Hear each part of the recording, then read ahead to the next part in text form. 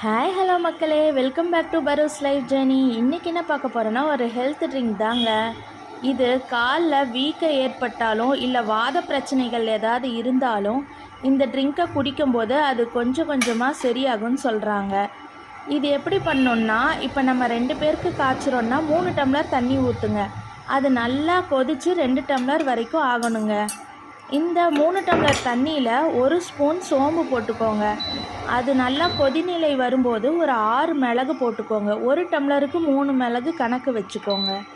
6 மிளகு போட்டு நல்லா கொதித்து சுண்டி அது 2 டம்ளர் ஆனதுக்கப்புறம் அதை ஃபில்டர் பண்ணி நீங்கள் குடிக்கலாம்.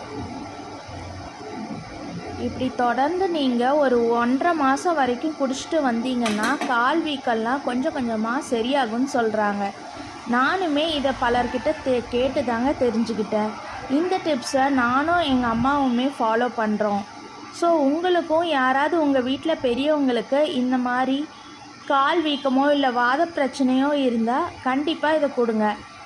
அது மட்டும் இல்லாமல் இது ஜீரண சக்திக்கும் வெயிட் லாஸ்க்கும் ரொம்ப ஹெல்ப் பண்ணுங்க. ஸோ நீங்கள் அதுக்குமே யூஸ் பண்ணிக்கலாங்க. இதை வெறும் வயிற்றில் குடிங்க. அப்போ தான் இதனுடைய பயன்கள் முழுசாக உங்களுக்கு கிடைக்கும்.